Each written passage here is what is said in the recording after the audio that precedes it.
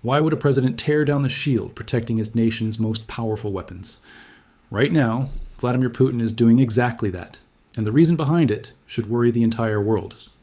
Before we go further, if you want to understand what's really happening inside Russia's military machine, hit that subscribe button right now. Tap the bell too, because what you're about to hear connects directly to decisions being made in the Kremlin this very week, and you don't want to miss what comes next. Now, let's get into it. Imagine guarding a house with 10 locks. Now imagine deciding to remove 9 of those locks from the back door just to add 1 extra lock on the front door, hoping nobody ever tries to sneak in through the back. That is roughly what Russia is doing right now, except the house is a nuclear submarine factory and the stakes are not about theft, they're about global power. For months, quiet changes have been happening across Russia's northern coastline. Satellite images, the kind used by researchers and defense analysts around the world, have picked up on something strange. Air defense systems that once guarded some of the country's most treasured military assets are simply gone. Not damaged, not destroyed, removed, packed up and shipped somewhere else. This is not some isolated incident. It's part of a much bigger pattern that has been building since the war in Ukraine began. Russia has slowly been pulling its air defense systems away from quieter regions and sending them toward the places under the most pressure, especially Moscow and Crimea. But the latest move takes this strategy to a whole new level, because this time, the region losing its protection isn't some remote outpost. It's the birthplace of Russia's nuclear submarine fleet. The city at the center of this story is called Severodvinsk. Most people outside Russia have never heard of it, but inside the Kremlin, this small icy city on the coast of the White Sea might be one of the most valuable pieces of land in the entire country. That's because Severodvinsk is home to the only shipyard in Russia capable of building nuclear-powered submarines. Not one of several, the only one. For decades, this city has quietly built the underwater backbone of Russian military power. And until recently, it was protected like a fortress. 2 major defense positions stood guard around it, packed with long-range missile systems designed to shoot down anything from fighter jets to cruise missiles. These weren't backup systems either. They were considered essential, positioned there since the Cold War, treated as untouchable. But something changed. Satellite images taken over the past year show these same defense positions sitting empty. The missile launchers are gone. The radar systems that once locked onto incoming threats have vanished. Even the backup missile containers, the ones used to reload launchers after they fire, have disappeared completely. This isn't a temporary repositioning. Analysts who study these patterns say this kind of complete removal usually means the equipment isn't coming back anytime soon. And it isn't just happening in one spot. A nearby hilltop position that once held a full lineup of active combat-ready missile launchers is now also empty. The radar dishes, the support vehicles, the personnel, all gone. What used to be one of the most heavily fortified points along Russia's northern coast now looks abandoned. If this were happening in just one location, it might be easy to dismiss as routine maintenance or a minor strategic shuffle. But it isn't just Severodvinsk. Another critical site further north, an island long used for nuclear weapons testing, has also seen its defenses stripped away. This is the same region where Russia has tested some of its most advanced and controversial weapons, including a nuclear-powered cruise missile that Putin himself once called unstoppable. And now even that site is left with dramatically reduced protection. So why would any country do this? Why would a government deliberately leave its most sensitive military assets exposed? The answer comes down to one brutal reality. Russia doesn't have enough air defense systems to protect everything anymore. Since the war in Ukraine began, Russia's military has been stretched incredibly thin. Ukraine has developed a new kind of warfare, one built around cheap, fast, hard-to-detect drones, capable of striking deep inside Russian territory. These aren't the giant, slow-moving aircraft that older air defense systems were built to intercept. They're small, quiet, and often fly low enough to slip past traditional radar detection completely. To fight back against this constant wave of drone attacks, Russia has had to make painful choices. It can't defend every city, every base, every factory at the same time, so instead, it has been forced to prioritize. And the cities at the very top of that priority list are the ones the Kremlin considers politically and strategically non-negotiable, places like Moscow and St. Petersburg. Think about what that means for a moment. Russia is essentially saying, we will protect our capital city and our political center, even if it means leaving one of our most important weapons factories vulnerable. That's an extraordinary gamble. It tells you just how much pressure this war has put on Russia's resources, and the numbers back this up. Since the invasion began, researchers estimate that roughly 60% of Russia's advanced long-range air defense systems have been moved from their original positions. 60%. That's not a minor adjustment. That's a massive reshuffling of an entire national defense network. Where did all these relocated systems go? mostly to two places, Moscow and the occupied Crimean Peninsula. Moscow today is one of the most heavily defended cities on the planet. Multiple rings of air defense circle the capital, supported by well over 100 separate defensive positions. Short-range systems designed to knock out drones sit alongside long-range systems built to intercept cruise missiles. Some of these defensive weapons have even been placed on the rooftops of government buildings and skyscrapers, a level of urban militarization that would have seemed unthinkable a decade ago. Crimea, meanwhile, has become something like a graveyard for Russian air defense equipment. Ukraine has targeted these systems relentlessly, destroying or damaging a huge number of them in just a matter of months. Every time Russia rebuilds its defenses there, Ukrainian strikes tear them down again. And each of these systems costs an enormous amount of money to replace hundreds of millions of dollars per unit. That kind of financial and material drain doesn't just disappear. It has to come from somewhere. And it's coming from places like Severodvinsk. There's a human story buried inside all of this that makes the connection impossible to ignore. A military officer who once commanded an air defense unit responsible for protecting Severodvinsk was later sent far away to fight on one of the most dangerous front lines of the war in occupied Crimea. He was killed there in the spring of 2024, on the very same day that reports confirmed a wave of Ukrainian strikes against Russian air defense positions in that region. When his body was brought home for burial, he was laid to rest in his hometown, just a short distance from the very hilltop position his unit had once defended. That quiet, painful detail says more than any satellite image ever could. It shows, in the most human way possible, exactly where Russia's northern defenses went and what price is being paid for that decision. If you're finding this as fascinating and unsettling as I am, do me a quick favor. Drop a comment below telling me what you think Russia's next move will be. I read every single one, and your comments genuinely shape what we cover next. And if you haven't already, smash that like button. It takes 2 seconds, but it tells the algorithm to show this video to more people who need to see it. Now let's talk about why Severodvinsk matters so much in the first place, because once you understand what's built there, the scale of this gamble becomes even more shocking. Severodvinsk isn't just another industrial town, it's home to a shipyard that represents the core of Russia's military identity. Back during the Soviet era, nuclear submarines could be built in multiple locations across the country. But after the Soviet Union collapsed and the economy crumbled in the early 1990s, Russian leadership made a decision to consolidate all nuclear submarine production into a single facility. That facility became Severodvinsk's Shipyard, and it has remained the only one of its kind in Russia ever since. Over more than 80 years of operation, the shipyard has launched well over 100 nuclear submarines into the water. Today, it produces 2 of the most important vessel classes in the entire Russian military. The first is a class of massive strategic submarines built specifically to carry intercontinental nuclear missiles. Each one of these submarines can be loaded with more than a dozen ballistic missiles, and each of those missiles can carry multiple nuclear warheads capable of splitting apart mid-flight to strike separate targets, while dodging enemy defenses. A single one of these submarines represents a devastating amount of destructive power, capable of striking targets across entire continents. These vessels form the ocean-based backbone of Russia's nuclear deterrent, the ultimate insurance policy that Moscow relies on to guarantee its survival in any worst-case scenario. The second class, built at this shipyard, is a modern line of stealthy attack submarines, designed to hunt enemy vessels and strike land targets from underwater using advanced cruise missiles. These submarines are also equipped with hypersonic weapons, capable of traveling at incredible speeds, fast enough to make traditional missile defense systems nearly useless against them. Together, these 2 submarine classes make up one of the most powerful and threatening naval forces in the world. Right next to the main shipyard sits another facility responsible for maintaining and modernizing these submarines throughout their operational lives. Between these 2 sites, the entire life cycle of Russia's submarine fleet, from birth to retirement, depends almost entirely on this one small stretch of coastline. Now think about what it means to strip away the air defenses protecting a location like this. This isn't just a factory.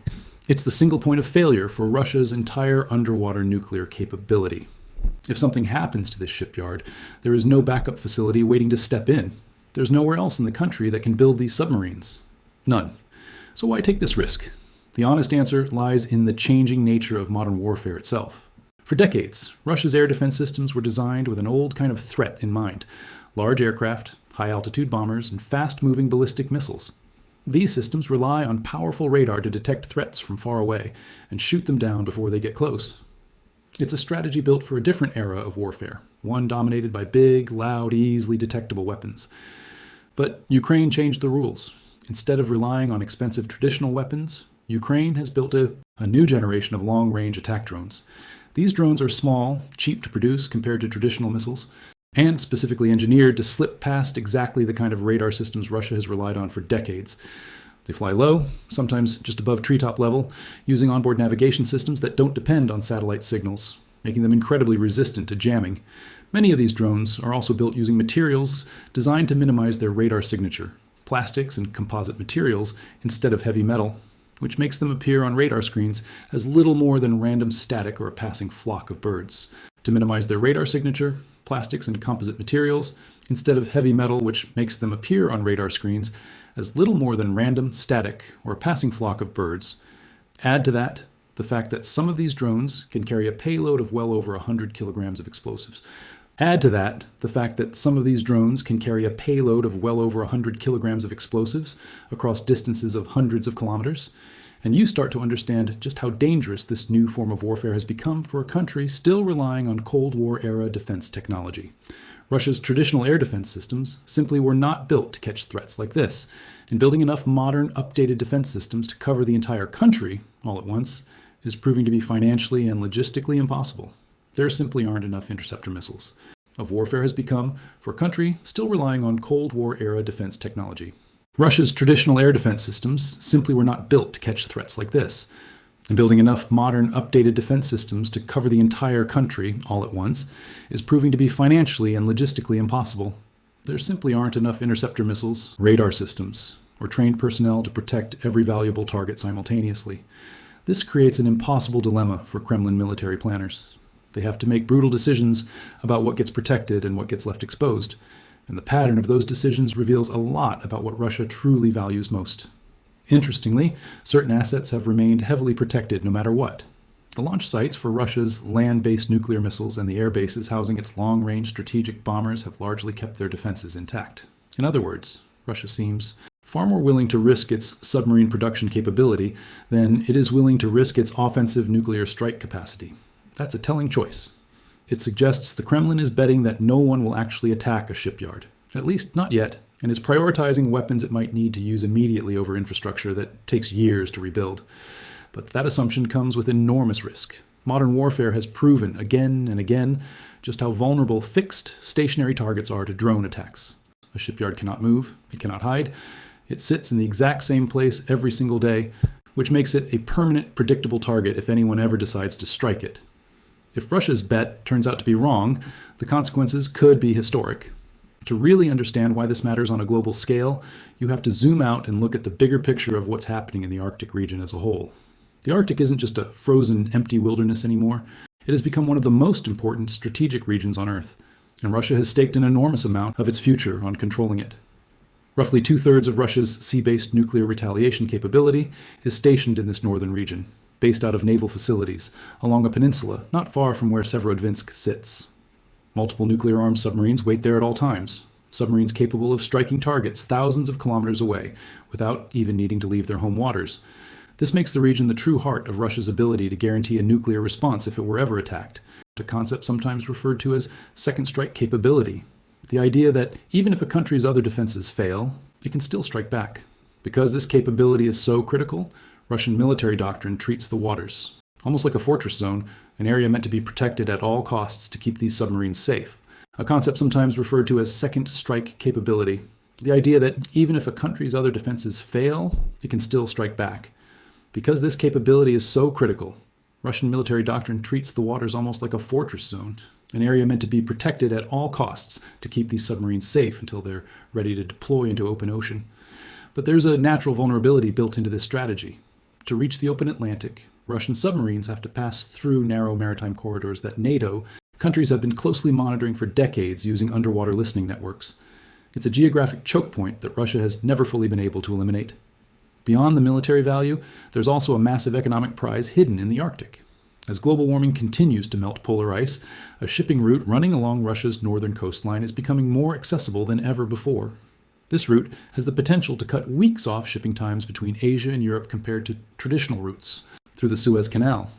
For a country facing heavy international sanctions, this shipping lane represents an incredibly valuable economic lifeline, especially for trade with countries like China.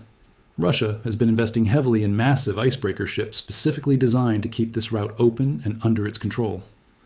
Given how much military and economic value is packed into this region, it's no surprise that the Arctic has become a serious point of tension between Russia and NATO. With Finland and Sweden joining NATO in recent years, the alliance's presence near Russia's northern border has grown significantly. Russian military bases that were once considered safely distant from NATO territory are now within striking distance of fighter jets that could take off from Finnish airspace within minutes. At the same time, many of Russia's ground forces originally stationed in this Arctic region have been pulled away to fight in Ukraine, leaving behind a much smaller and weaker land presence than before. Some assessments suggest these forces have lost the vast majority of their original strength. What that means is simple but important. Russia's actual power in the Arctic today rests almost entirely on its submarine fleet and the shipyard that builds and maintains it. Not on soldiers, not on tanks, on submarines, and on Severodvinsk. Which brings us back to the central question hanging over this entire situation. If Ukraine were ever able to strike this now poorly defended shipyard, could Russia actually recover from that kind of damage? Based on everything we know, the answer is deeply troubling for Moscow. No, not easily, and maybe not for a very long time. Remember, this shipyard is the only facility in the entire country capable of producing nuclear submarines. There's no backup plan, no second location that could simply pick up production if this one were seriously damaged. A serious strike here wouldn't just destroy a building, it would paralyze an entire branch of Russia's military production capability. From a single point of failure, building just one nuclear submarine from start to finish typically takes around 7 years under normal conditions. And these aren't normal conditions. International sanctions have cut Russia off from many of the specialized components it used to rely on from Western manufacturers, particularly advanced machinery and microelectronics, essential for building precise, quiet, effective submarines. While Russia has tried to find replacement suppliers through countries like China, these alternative sources often can't match the strict quality and precision standards required for military submarine construction. Defense experts have pointed out that this sanctions-driven supply chain problem already makes efficient production incredibly difficult, even without factoring in the risk of a direct attack. Combine that with the fact that much of the shipyard's core infrastructure hasn't seen a major upgrade since the 1970s, and you start to see just how fragile this entire system really is. This is what makes Russia's decision so risky. In order to defend against short-term threats to Moscow and its forces in Crimea, the Kremlin appears to have accepted a long-term, potentially irreversible danger to its most important military production facility. That said, it's important to look at the other side of this story too, because Severodvinsk isn't defenseless in every sense of the word. Geography itself offers a powerful layer of protection. The city sits somewhere between 1,500 and 2,000 kilometers away from Ukraine's border, deep inside Russian territory. That kind of distance pushes even Ukraine's most advanced long-range drones close to their operational limits. Any drone attempting to reach this target would also have to fly through hundreds of kilometers of Russian airspace, passing by remaining air defense systems and electronic jamming equipment along the way, dramatically reducing its chances of success. The brutal Arctic climate adds another layer of natural defense. Temperatures in this region can plunge to nearly minus 40 degrees, accompanied by blizzards, and heavy ice buildup. These extreme conditions can severely damage drone batteries and disrupt their aerodynamics, cutting flight range and reliability significantly. Pulling off a large, coordinated drone strike against a target this far north, in weather this unforgiving, would require a level of planning and logistics that hasn't been demonstrated yet. It's also worth noting that Ukraine's drone strategy so far has focused heavily on targets that produce immediate battlefield impact, like oil refineries, ammunition storage sites, and air bases close to the front lines. Striking a distant submarine shipyard would certainly be a powerful symbolic victory, but it might not provide the same immediate tactical benefit that hitting closer, more accessible targets does. And finally, it's worth remembering that removing long-range air defense systems doesn't necessarily mean the area has zero protection left. Satellite images still show some shorter-range defense systems remaining in place around the region. Some analysts even suggest this shift could represent a deliberate strategic experiment, an attempt to move away from old, heavy, fixed defense positions toward a lighter, more flexible defense model, better suited to fighting modern drone warfare. Still, even with all of these mitigating factors considered, the fundamental gamble remains the same. Russia has chosen to protect its capital and its most active war front over protecting the one facility responsible for its entire nuclear submarine fleet. That is not a small decision. That is one of the biggest strategic bets of the entire war so far. Before we wrap up, if this kind of deep military analysis is something you want more of, make sure you're subscribed, because this story is far from finished. New satellite images come out constantly, and the moment something changes, we'll be here breaking it down for you first. So where does this leave us? Russia is essentially betting its most valuable production facility on the assumption that no one will strike it, at least not yet. It's a calculated risk built on distance, harsh weather, and the hope that Ukraine's attention stays focused elsewhere. But wars have a long history of punishing assumptions like that. If this gamble pays off, Russia keeps its capital safe while quietly rebuilding its defenses elsewhere over time. But if it fails, if even one successful strike ever reaches that shipyard, the damage wouldn't just be physical. It would strike at the very foundation of Russia's nuclear deterrent, a wound that could take a decade or more to heal, if it can be healed at all. That is the true weight of this decision. Not a simple military maneuver, but a bet on the future of an entire nation's most powerful weapons, placed on a stretch of frozen coastline that used to be untouchable and now sits quietly, waiting to see what happens next. So here's the real question worth sitting with. When a country is forced to choose between protecting its capital and protecting the source of its ultimate weapon, what does that choice reveal about how much control it actually has left? What do you think happens next? Type your prediction in the comments. Like this video if it opened your eyes to something you didn't know before, and subscribe so you don't miss the next chapter of this unfolding story. Thank you for watching.